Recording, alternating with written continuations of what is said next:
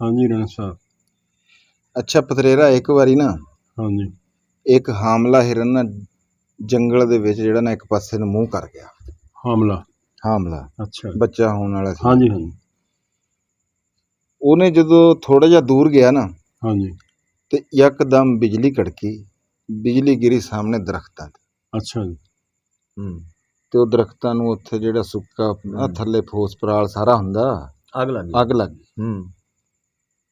ਉਹਨੇ ਰਾਹ ਬਦਲਿਆ ਆਪਣਾ, ਸੱਜੀ ਸਾਈਡ ਤੇ ਨੂੰ ਜਾਣਾ ਚਾਹਿਆ ਤੇ ਉਧਰ ਜਨਾਬ ਜੀ ਅੱਗੇ ਸ਼ੇਰ। हरन दे अगे शेर आ गए।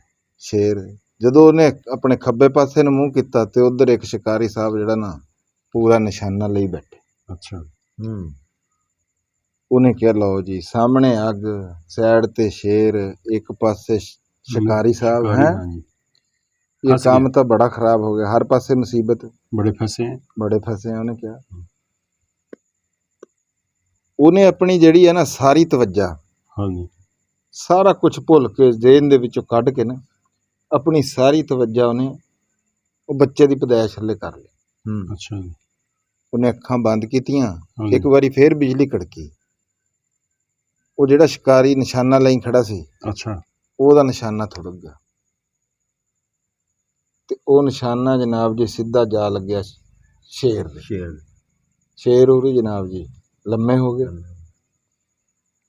ਤੇ ਜਿਹੜੀ ਉਹ ਬਿਜਲੀ ਕੜਕੀ ਸੀ, ਅੱਲਾ ਪਾਕ ਨੇ ਬੜੀ ਤੇਜ਼ ਜਿਹੜੀ ਆ ਉਹ ਬਾਰਿਸ਼ ਦੇਤੀ। ਉਹ ਅੱਗ ਵੀ ਬੁਝ ਗਈ ਤੇ ਸ਼ਿਕਾਰੀ ਸਾਹਿਬ ਵੀ ਬਾਰਿਸ਼ ਦੀ ਵਜ੍ਹਾ ਨਾਲ चले गए। ਹਾਂ। ਹੁਣ ਇਸ ਗੱਲ ਦਾ ਭਲਾ ਨਤੀਜਾ ਕੀ ਆ? ਅਸਲ ਜਿਹੜਾ ਦੇਖੋ ਨਾ ਜੀ, ਇਨਸਾਨ ਨੂੰ ਨਾ ਕਿਸੇ ਹਾਲ ਦੇ ਵਿੱਚ ਵੀ ਪਰੇਸ਼ਾਨ ਨਹੀਂ ਹੋਣਾ ਚਾਹੀਦਾ। ਹਾਂ। ਮੁਕਾਬਲਾ ਕਰਨਾ ਚਾਹੀਦਾ। ਇਹਦਾ ਲੱਭੇ ਲਵਾਬ ਹੈ।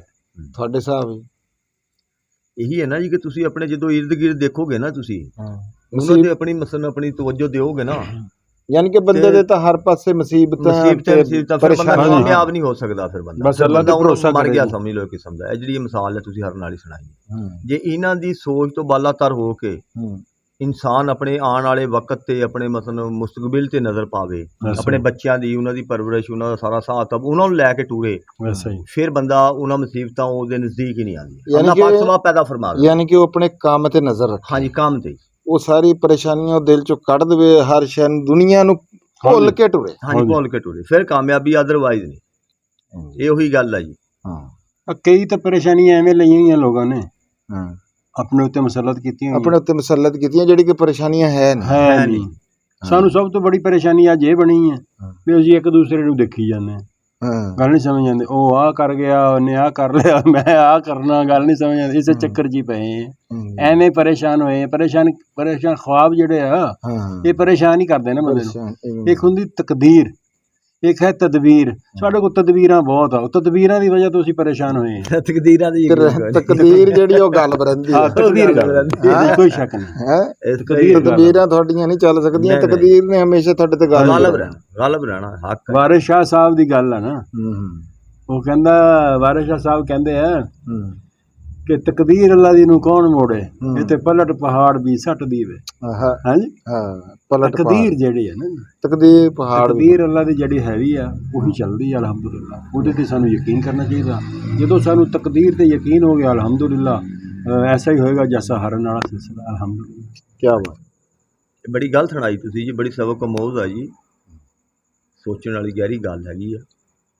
ਠੀਕ ਹੋ ਗਿਆ। ਹਾਂਜੀ।